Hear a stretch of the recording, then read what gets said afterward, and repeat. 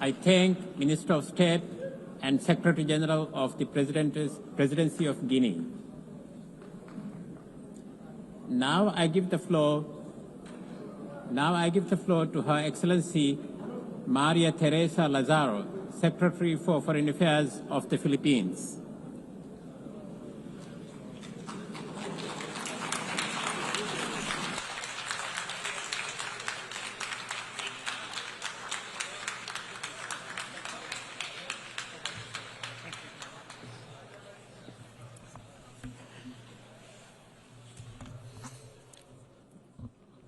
Mr. President, Excellencies, ladies and gentlemen, at the closing of the San Francisco Conference in 1945, Filipino General Carlos P. Romulo declared the UN Charter as an achievement for all humanity.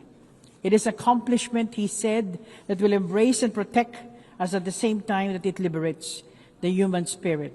Our faith in the United Nations Charter endures as the international community celebrates the 80th anniversary of the United Nations.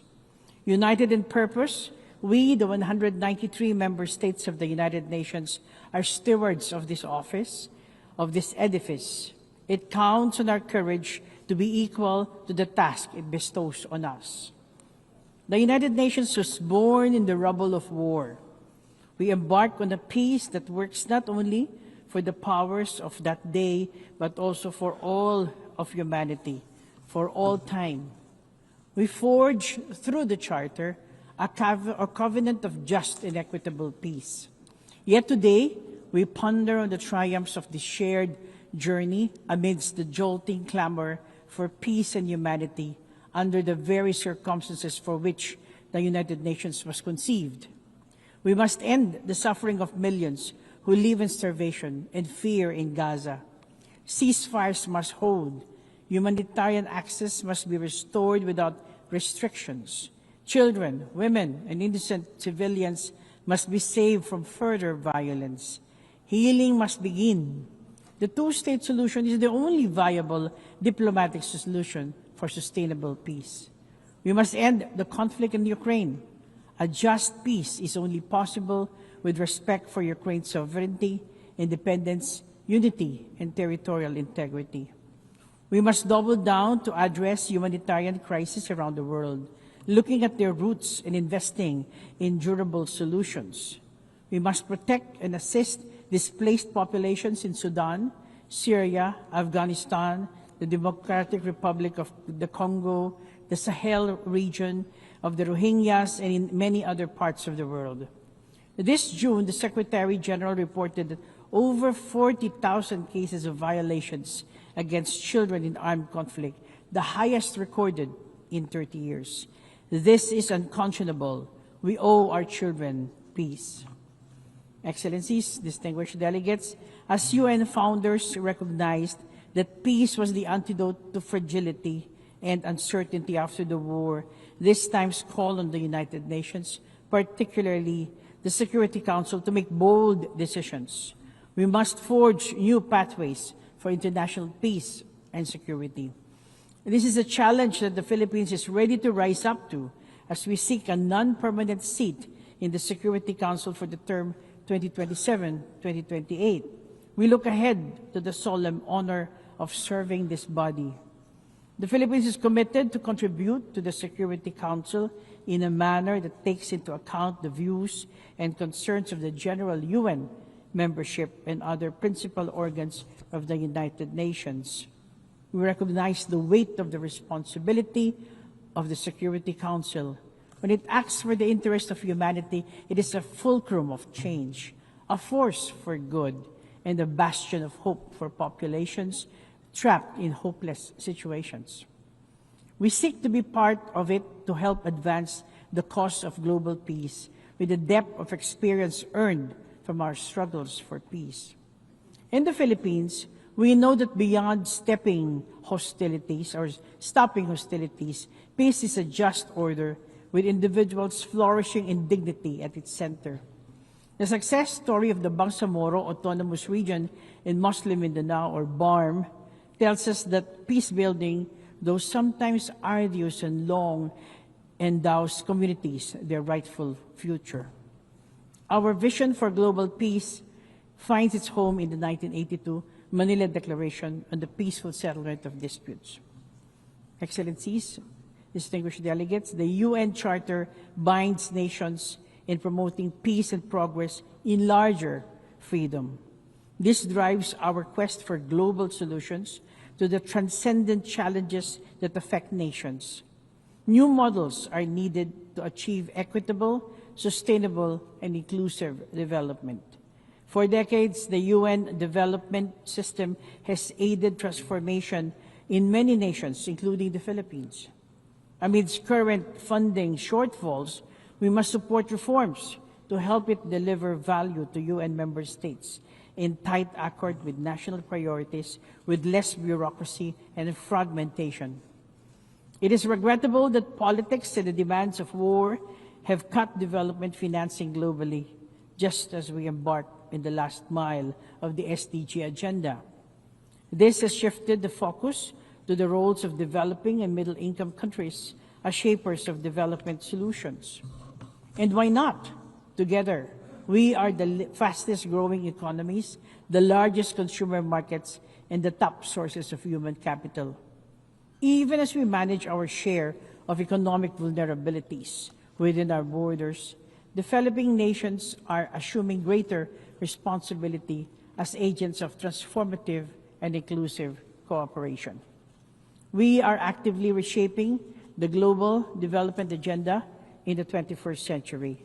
In the Financing for Development conference in Sevilla, we faced the sobering truth that the current financial system is untenable. It is one that has fostered debt burdens and perpetuated power imbalance, a system that mires the poor and favors the wealthy. Structural asymmetries undermine the ability of developing countries, particularly climate-vulnerable ones, to mobilize the scale and quality of finance required for resilient development. Access to finance remains skewed.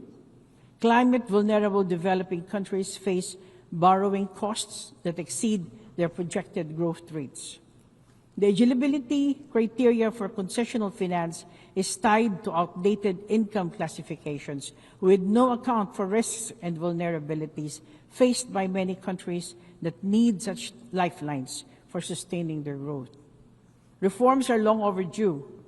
Multilateral processes must confront the widening gap between climate ambition and the means of implementation, whether in terms of financial resources, technology transfer, or capacity building. Developed countries must fulfill their financial obligations. Multilateral development banks must do their part. Climate finance is a binding commitment as affirmed by the International Court of Justice in its unanimous advisory opinion last July. We need to rebalance decision-making power in global financing institutions.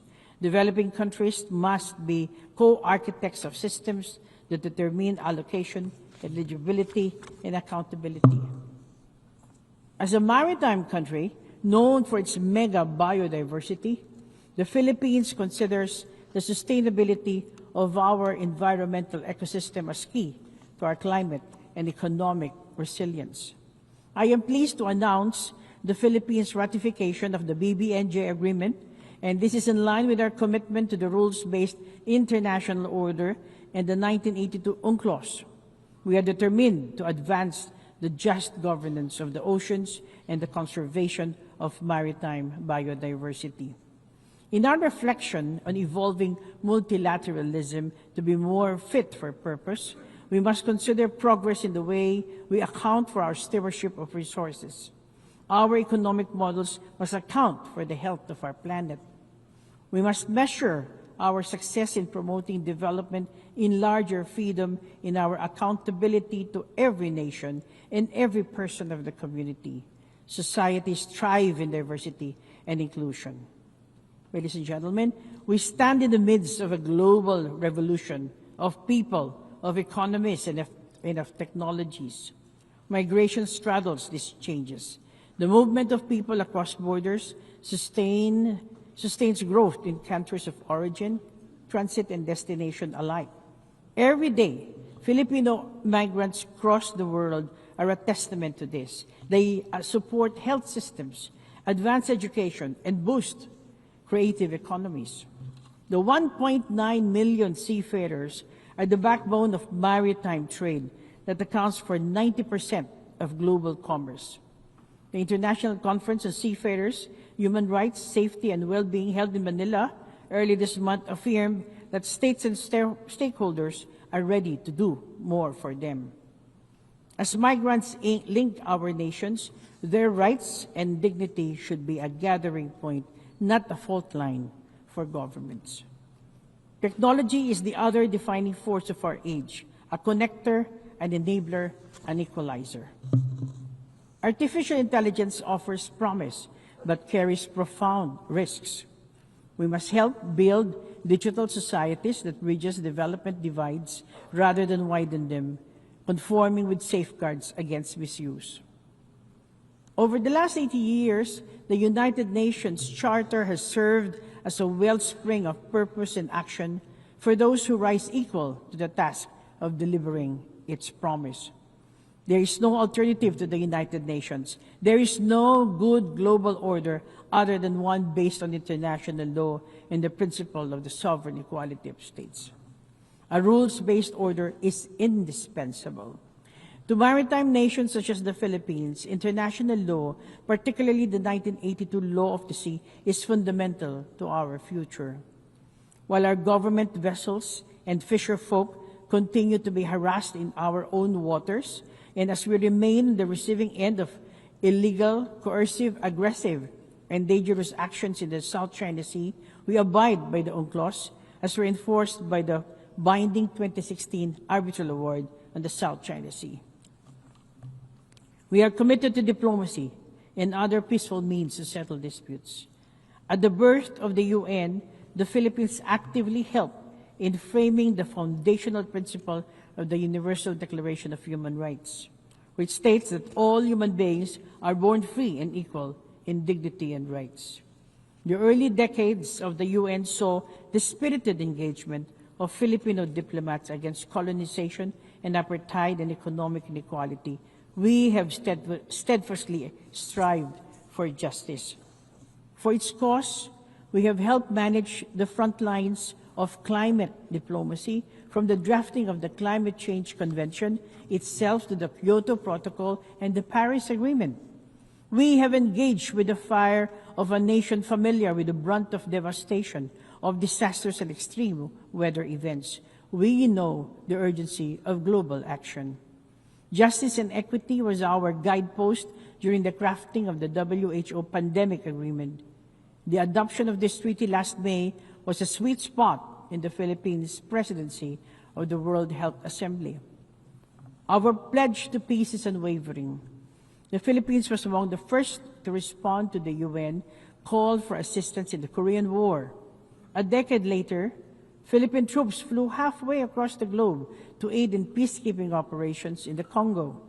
Since then, we have sent nearly 15,000 troops to 21 peacekeeping missions in Africa, Middle East, and the Asia Pacific. This experience has taught us that peacekeeping is about empowering communities. It must carve exit strategies with focused, non-politicized mandates from the Security Council. New models must be tailored to context and needs on the ground. Then as now, we embrace our role as a bridge builder. As General Carlos P. Romulo put it in 1946, a bridge between two worlds, among the first of many that must be erected to make them one. Then as now, we offer steady hands in New York, Geneva, Vienna, Bangkok, Nairobi, Rome, and the cradles of joint action as a partner, pathfinder, and peacemaker. Excellencies, distinguished delegates, our world is far different from the world inhabited by the founders of the UN. Our new realities test the durability of the Charter at its 80th year. The measure of credibility for the UN is whether it can hold its sovereign promise in today's world, where nations shape the future on equal terms. As I conclude, I recall again General Romulo's words at the first UN General Assembly in 1946 that the Filipino stake in the United Nations is one of an identical destiny, of shared anxiety, of hope and endeavor. The journey of the entire family of the United Nations has been one of hope and endeavor. In the strength of our diversity, the UN is the common vessel steering humanity through the onslaught of challenge and change. We count on each other for the courage to hope and courage to act. Let us persevere in purpose, in action, as the United Nations, so we can claim before those who came before us and those coming after that we have risen to the challenges of our time and have far exceeded our calling. Thank you and mabuhay.